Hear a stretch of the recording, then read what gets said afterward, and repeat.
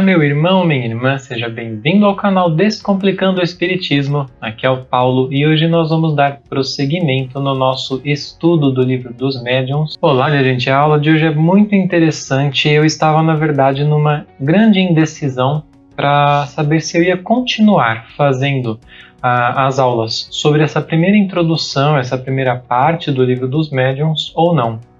E o texto parecia muito denso, mas essa intuição, né, para que eu lesse, e olha, o conteúdo é muito legal para todos nós espíritas, para todos nós que estamos começando, e eu acho que vocês vão gostar bastante. Por favor, fiquem aí até o final. Se você não é inscrito no canal, por favor, se inscreva e ative as notificações para receber notificações de novos vídeos.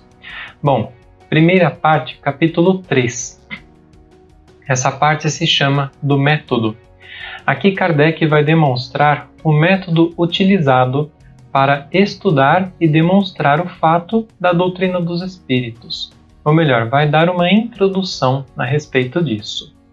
Kardec inicia falando que é muito bom que os adeptos procurem fazer prosélitos. O que é prosélito? Proselitismo. É tentar convencer as pessoas. Mas, lembremos aqui, que Kardec está falando isso como um cientista que vê a grande potencialidade existente na doutrina espírita e não como uma forma apenas de ficar lá enchendo o saco das pessoas só para fazer elas crerem por força. Não é isso, tá bom?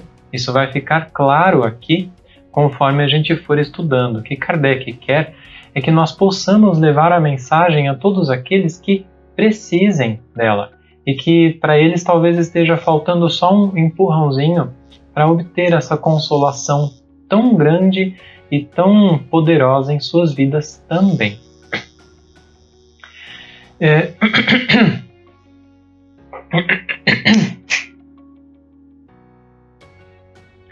Kardec inicia dizendo que o Espiritismo é toda uma ciência, uma filosofia. Aqui nós vemos que Kardec não via o Espiritismo e de fato ele não é uma religião. Isso já está bem estabelecido para quem se dedica a estudar o Espiritismo. Ele tem um aspecto religioso, lembrando que religião é aquilo que nos permite religar, vem da palavra religar, ao Pai, a Deus. Portanto, conforme o conhecimento da doutrina espírita nos avança, nos adentra, ele traz, sim, uma reconexão, uma religação e de forma ainda muito mais clara, de uma forma muito melhor compreendida. Mas ele não é uma religião como nós compreendemos, com seitas, com rituais, com paramentos, com hierarquia, não tem nada disso, né? Quem, pois, seriamente queira conhecê-lo, deve, como primeira condição, dispor-se a um estudo sério, e persuadir-se de que ele não pode, como nenhuma outra ciência, ser aprendido na brincadeira. Eu tenho falado muito isso, eu tenho falado no Facebook, nos grupos. Se você vê, às vezes me desculpa porque eu sou um pouco... quero ser um pouco enérgico demais, mas a gente não pode, não deve adentrar essa ciência, como nenhuma outra, na base da brincadeira. Lembremos que quem adentrou a ciência, por exemplo, da radiação, brincando, se queimou. Alguns morreram. Até que alguém teve que ir lá e, com muito esforço, se colocar a um estudo muito sério e, infelizmente, como em todo o início de ciência, praticamente tudo, sofreu algumas repercussões negativas, apenas para nos deixar uma base científica. Assim também é com o Espiritismo. Kardec passa a demonstrar que, querendo demonstrar a um materialista a lógica da ciência espírita, seria grande erro tentar provar-lhe alguma coisa, tanto quanto seria um erro começar falando do Espiritismo, ou do Espírito. Você não chega para alguém que é materialista e você sabe que não tem lá um conhecimento, ou não acredita em espírito, em alguma coisa mais assim, que tem uma compreensão muito fechada ainda disso, e você fala, então, meu filho, existem espíritos, eles estão ao nosso lado, e eles podem nos fazer bem, nos fazer mal, eles podem aparecer, desaparecer. Se você fizer isso, você perde totalmente a atenção da pessoa, né? Aqui ele fala, né? Antes de tudo, vejamos se ele crê na existência da alma. Fulano, você acredita em alguma coisa além do corpo, além da matéria? Você acha que existe algo que sobrevive à morte do corpo? Não, eu não acredito categoricamente, eu não acho isso, acho tudo isso uma besteira enorme. Se a pessoa disser isso, quase sempre, 90% das vezes, talvez, seria uma perda de tempo continuar conversando sobre isso com ele. Tá? Existem exceções, mas são raras. Numa palavra, Kardec diz: antes que o tornei espírita, cuidar de torná-lo espiritualista. Cuidado com essa palavra, tá? Torná-lo não significa que você vai ficar lá empezinhando, enchendo o saco da pessoa, vira espiritualista, acredita, isso não é assim que deve ser feito, né? O que ele está dizendo e aqui ele vai demonstrar à frente as classes de materialistas, né? Mas vamos trazê-lo para uma compreensão do espiritualismo, ou seja, existe algo além do corpo, existe uma alma, ela sobrevive ao corpo, ela não sobrevive, e para isso, é claro, um conhecimento da doutrina espírita mais aprofundado, do Livro dos Espíritos, é sempre muito recomendado. E outra coisa, a gente tem que ver se a pessoa tem vontade disso. De repente você pergunta, né? Você quer começar a falar, não quero falar disso. Então não adianta, não tem proveito nenhum em ficar ali enchendo o saco dela, né? Aqui Kardec começa a demonstrar as classes de materialistas. Kardec é muito inteligente, né? E ele sabia definir as coisas, dar uma lógica, um senso de agrupamento, como um bom cientista, para deixar isso muito claro a quem quer que se coloque ao estudo. E aqui ele fala das 4 classes principais de materialistas. Vamos a cada uma delas. A primeira são os que são por sistema, ele assim o diz. Então, são aqueles que são em sistema, ele quer dizer assim, ele é sistemático. Eu sou materialista porque eu acredito que não há nada além da matéria. Não pode haver nada além da matéria. Não pode existir um Deus. Não pode existir espírito. Eu creio definitivamente, quando eu morrer, é corpo e acabou. Eu já era. A esses, infelizmente, não tem muito o que se fazer, mas, felizmente, eles são um número restrito. Kardec lembra aqui o quanto essa doutrina, por assim dizer, essa crença, é danosa, porque quem acredita assim, por mais que nós não possamos forçar, ele vai ter que viver o seu próprio tempo para chegar a uma compreensão diferente, nesta ou em outra vida. Enquanto ele viver acreditando nisso, para ele será danoso, porque quando a gente não acredita em uma vida após a morte, em uma continuidade, que seja no paraíso e no inferno, que seja nisso, o homem não vê nenhum motivo em viver a vida de uma forma diferente. Mesmo na compreensão lá do passado, que ele já sabe que não é assim, né? Céu, paraíso e inferno, ainda assim o homem tinha alguma coisa em que acreditar. Se eu não viver bem, eu vou para o inferno. Se eu viver bem, se eu fizer o bem, eu vou para o paraíso. Então já tenho aí alguma diferença. A não crença em nada disso leva o homem a viver, bom, se eu vou morrer de qualquer forma, para que eu vou fazer o bem? Para que eu vou procurar ser melhor? Para que eu vou procurar aprender? Eu vou viver a vida, eu vou gastar o dinheiro, eu vou para as festas, eu vou curtir a vida adoidado. Então é uma crença bastante danosa. Infelizmente, dentre esses materialistas sistemáticos que realmente digam assim, não há nada que vá fazê-los mudar de ideia. Eles podem ver uma aparição e duvidar dela. Eles podem receber uma carta psicografada e inventarem todas as explicações possíveis, por mais absurdas que sejam, apenas para não aceitarem a lógica da doutrina espírita, a lógica de que há algo além da matéria. Kardec sempre lembra, não percamos tempo com essas pessoas, porque além de perdermos o nosso tempo, nós estamos sendo não caridosos, porque a gente precisa deixar que cada um siga o seu tempo, sem forçá-los a nada.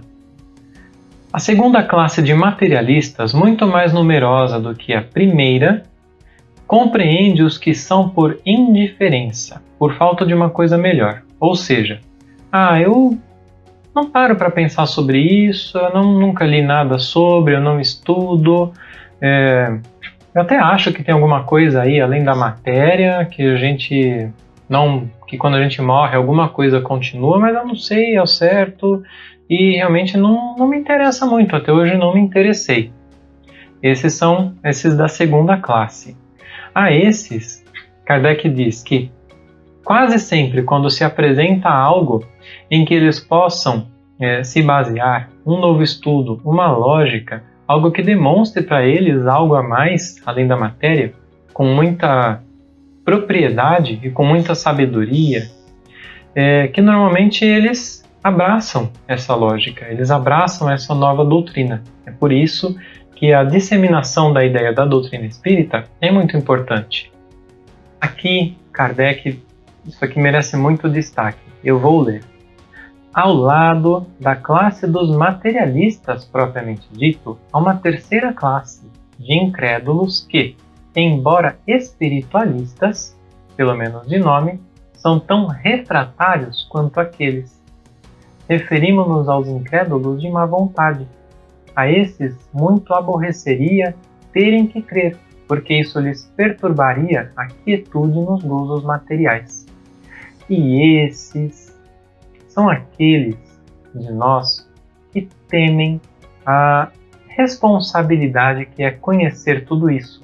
Então, eles não querem estudar, eles não querem aprender, e dentre esses existem em todos os lugares, em todas as religiões, inclusive dentro das casas espíritas. Existem aqueles que vão ali porque eles sentem que ali traz algo de bom, até tomam passe porque se sente bem, mas não querem realmente acreditar, não querem estudar, porque o estudo daquilo que eles compreendem lhes traz uma responsabilidade muito maior, certo? E aqui Kardec fala da quarta classe, que são aqueles a quem chamaremos incrédulos por interesse ou má fé. Os que compõem essa classe sabem muito bem o que devem pensar do Espiritismo, mas ostensivamente, ou seja, por vontade, abertamente, condenam por motivos de interesse pessoal. E esses, como a gente vê por aí, Basta às vezes uma pesquisa no Google e a gente acha tanto texto de pessoas que gastam do seu próprio tempo para lançar a discórdia, para lançar a descrença, que gastam do seu tempo para fazer estudos, às vezes de mestrado, de doutorado, para demonstrar, segundo a sua visão muito obtusa, muito fechada, que o Espiritismo não é o fruto da imaginação. E esses, infelizmente, também causam danos àquelas pessoas que não buscaram estudar o Espiritismo a fundo e que, incautas, acabam caindo em um texto desse, em uma produção dessas, e se vê questionando, se vê entrando em dúvida sobre algo que ainda não conhece. É muito importante que nós compreendamos, que nós conheçamos, estudemos a fundo uma ciência. Porque se nós viemos a tomar a decisão ou a compreensão de que eu não acredito nisso, que isso seja feito por conhecimento decidido. Como, infelizmente, no caso desses que agem de má fé. Eu li, muitas vezes essas pessoas estudam o Espiritismo apenas com o fim de dizer contra ele, mas eles estudaram. Aqueles que não estudam não têm sequer a capacidade de, quando cair em dúvida, voltar no raciocínio, na lógica da razão demonstrada por Kardec e pesar as coisas para chegar num veredito final ante a sua própria consciência. Além dessas diversas categorias de opositores, muitos há de uma infinidade de matizes, entre os quais se podem incluir os incrédulos por fraqueza moral, ou seja, eles vão ter coragem, eles não estão querendo saber e tal, mas quando outros começam a ir lá estudar e falar sobre isso, ele vai junto. Os incrédulos por escrúpulos religiosos, ou seja, eu sou dessa religião, católico, budista, umbandista, o que quer que seja, e eu não acredito no espiritismo porque vai contra a minha religião. E aqui Kardec lembra que a esses, um estudo esclarecido ensinará que o espiritismo repousa sobre as bases fundamentais da religião e respeita todas as crenças. Ou seja, o espiritismo está na base de todas as religiões. O espiritismo está nas bases da natureza, das leis naturais. Ele respeita todas as religiões, porque todas as religiões provêm da doutrina dos espíritos. Da doutrina dos espíritos, que nos antecede e que é imortal, porque ela não é um sistema, ela é a verdade sobre o plano espiritual. E nós, raça humana, com o passar das eras, nós vamos adentrando a cada vez mais no conhecimento dessa verdade. Lá no passado, antes desse grande estudo lançado por Kardec, nós entendíamos de um jeito, mas já entendíamos alguma coisinha. Jesus trouxe um entendimento maior e aos poucos nós fomos avançando. Portanto, não há que se ter essa resistência porque eu sou católico, eu não posso estudar Espiritismo. Não, muito pelo contrário. O Espiritismo vai trazer muito proveito para o católico, para o budista. Ele não requer que ninguém se transforme, que ninguém se batize espírita, que ninguém se converta. A pessoa pode continuar na sua religião, na sua crença, apenas, e na maioria das vezes, vai começar a ver com olhos diferentes para o bem. Vai começar a ver, por exemplo, na missa, tantas coisas diferentes, tantos momentos diferentes, talvez aproveitando em si espiritualmente muito mais, compreendendo de uma forma muito mais profunda os ensinamentos evangélicos. Não podemos omitir uma categoria que chamaremos incrédulos por decepções. Isso abrange os que passaram por uma confiança exagerada à incredulidade, por sofrerem desenganos. Ou seja, eles acreditavam muito piamente em uma coisa e de repente eles se viram enganados e então eles passam a desacreditar. Existem muitas pessoas assim. Existem muitas pessoas que em determinadas religiões... Vamos voltar no passado, para não falar de hoje. Pensemos sobre o ensinamento que era dado antigamente. Existe diabo e existe Deus. O diabo é um ser que vai estar eternamente vinculado ao mal, agindo contra Deus. Aí a pessoa começa a ganhar um esclarecimento espiritual, a aprender cada vez mais e a ter uma concepção diferente de Deus. Então ela começa a se perguntar, mas espera aí, como é que pode Deus, que é todo bondade, como eles dizem, criar alguém ou devotar alguém ao mal eterno, ao sofrimento eterno? Como pode Deus, que é todo sabedoria, ser enganado por um anjo, o tal do anjo caído? E então ela se lança na descrença, porque aquilo não está de uma forma lógica, de uma forma que faça sentido à razão. É muito importante lembrar que há entre esses também espíritas. Mas por que há espíritas entre esses que se veem desenganados e que passam a incredulidade? Por falta de estudo. Por falta de estudo. Muitos que se lançam à doutrina espírita acabam caindo, por sua própria falta de vontade, em locais em que o estudo não é trazido como uma necessidade. Não estou falando do estudo de anos, 15 anos estudando para poder de repente praticar uma mediunidade que já está ali aflorando naquela pessoa. Não é isso. Mas o estudo básico que o leve a compreender como se dá a comunicação, quem pode se comunicar, como se deve fazer, o que se sente, enfim, toda a base que Kardec trouxe nesse estudo. E tudo o que se seguiu daí. Então ele não estuda e de repente ele fala, eu acredito lá no espiritismo, eu acredito que existem espíritos e eu sei que a gente pode evocar espíritos. Então eu vou aqui sentar e eu vou evocar o espírito da minha vozinha para perguntar qual vai ser o resultado da loto de amanhã. Ele evoca, ele recebe uma pergunta, ele recebe, porque quem tem mediunidade, quem tem intuição, vai se apresentar alguém, ele vai ouvir, vai psicografar, da forma como for, ele pode, com muita chance, receber uma resposta, só que, como não há ali uma seriedade no intuito, essa resposta vem de quem quiser que seja. Tinha um espírito passando aqui do lado, ele menos esclarecido, brincalhão às vezes, querendo causar uma graça ali, chega do lado, vai ser ali, 15, 23, 45 e pá. Aí no dia seguinte, aí fulano vai lá, joga, no dia seguinte não sai aquele número.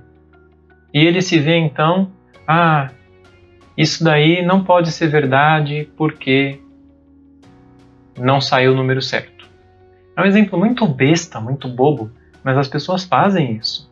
Isso sem falar naqueles que se colocam nessa situação e que durante a comunicação ou as comunicações e com o passar do tempo começa a ser visitado por falta de precaução e de conhecimento, por espíritos menos esclarecidos, que podem começar a querer o mal, que podem começar a haver repercussões, efeitos negativos, e então ele também começa a se afastar disso como se fosse algo ruim, o que de fato não é.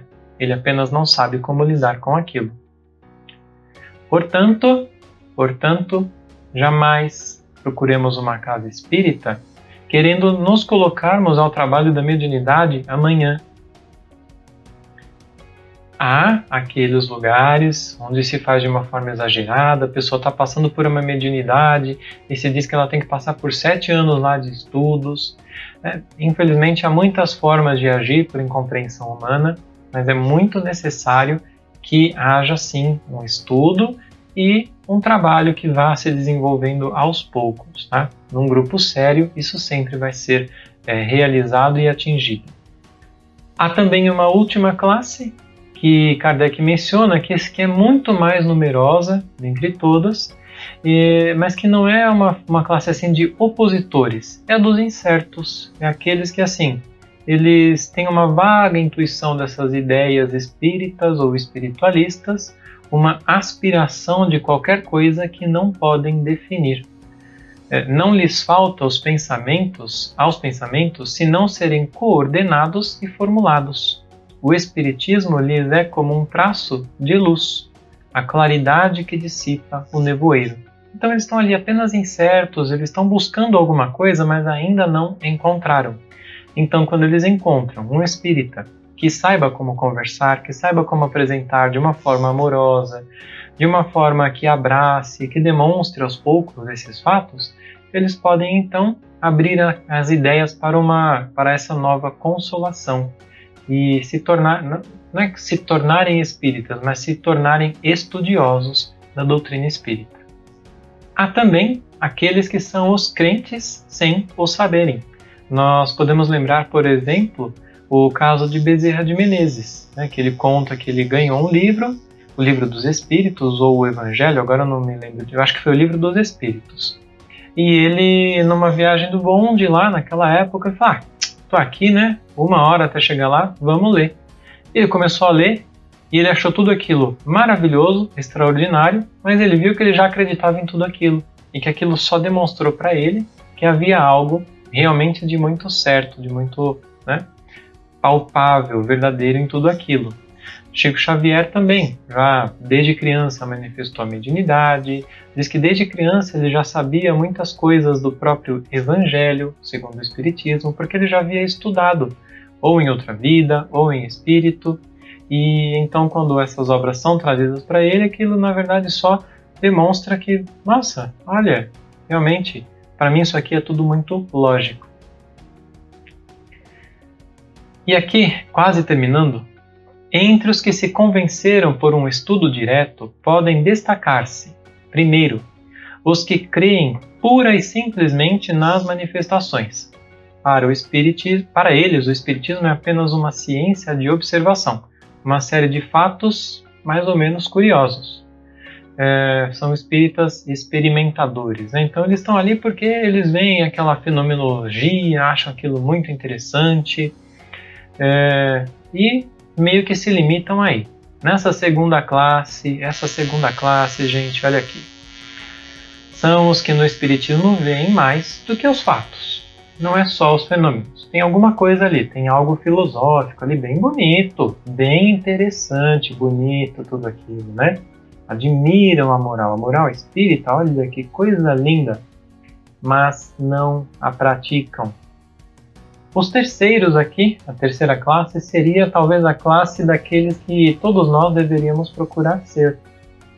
São aqueles que não se contentam com admirar a moral, mas que a praticam e lhe aceitam em todas as consequências. Convencidos de que a existência terrena é uma prova passageira, tratam de aproveitar os seus breves instantes para avançar pela senda do progresso, única que os pode elevar na hierarquia do mundo dos espíritos, esforçando-se por fazer o bem e coibir seus maus pendores.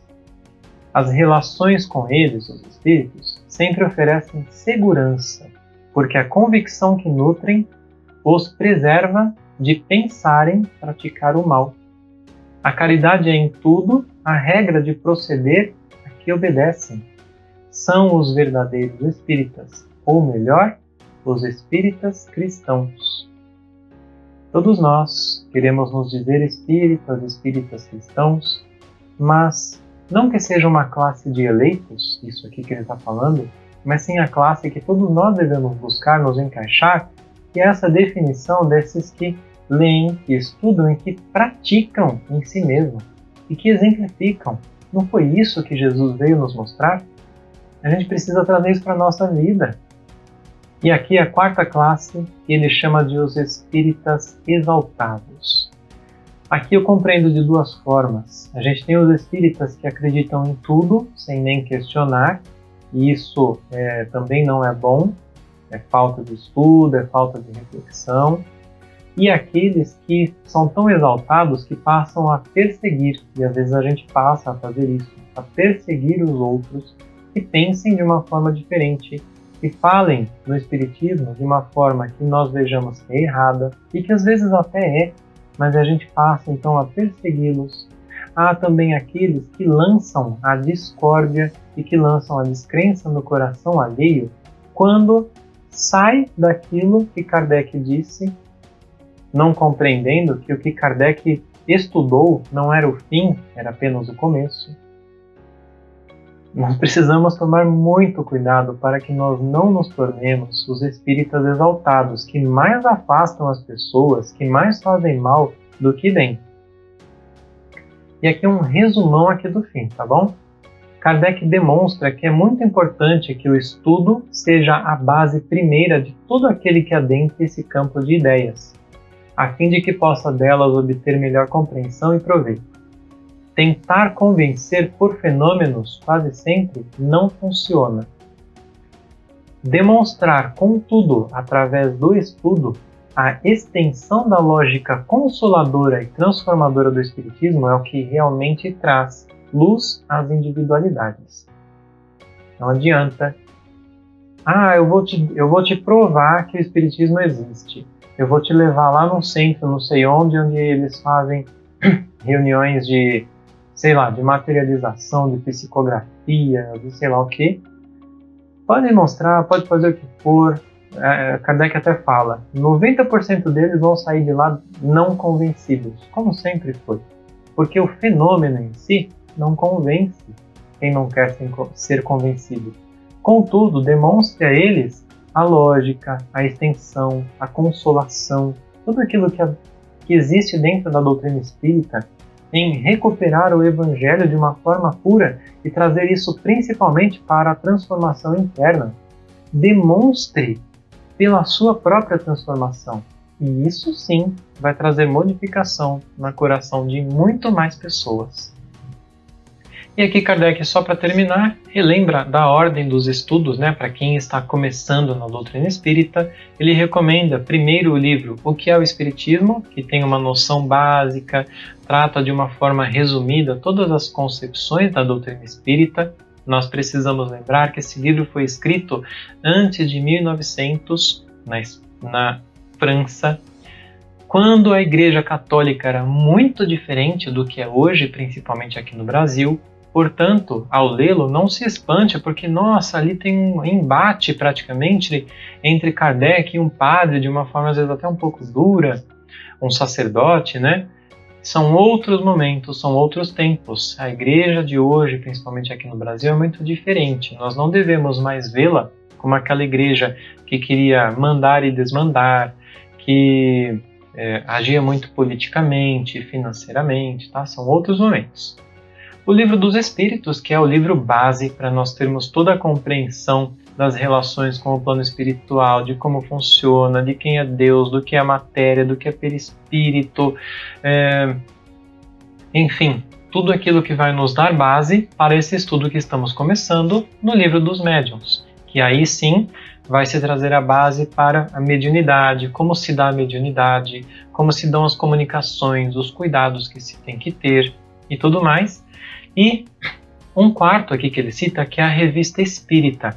Honestamente, apenas recentemente é que eu comecei a ver alguma coisa aqui e ali sobre ela, mas eu preciso me dedicar mais a esse estudo, porque ele fala aqui, que é uma coletânea de fatos que complementam aquilo trazido nos livros, que traz uma reflexão muito maior, um conhecimento muito maior. E talvez aqui ainda não estivesse escrito o livro O Céu e o Inferno.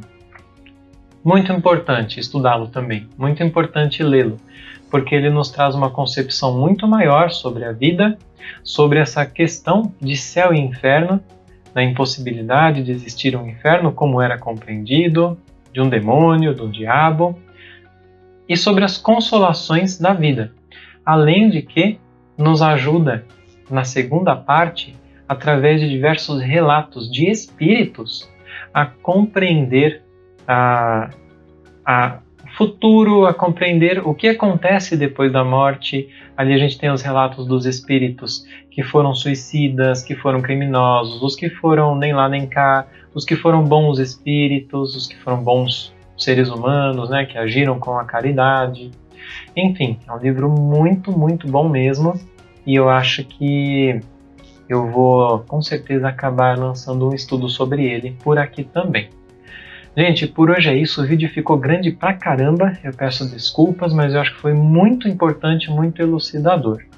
A gente vai ficando por aqui, desejo que Jesus os ilumine, nos ilumine a todos nesse estudo, nessa busca por conhecimento tão importante, e que possamos ter cada dia dias melhores pela nossa própria transformação, que possamos nos tornar exemplos para nós mesmos, e exemplos para as pessoas que nos cercam pela nossa própria transformação. Um abraço e até o nosso próximo vídeo do estudo do Livro dos Médiuns. Até lá!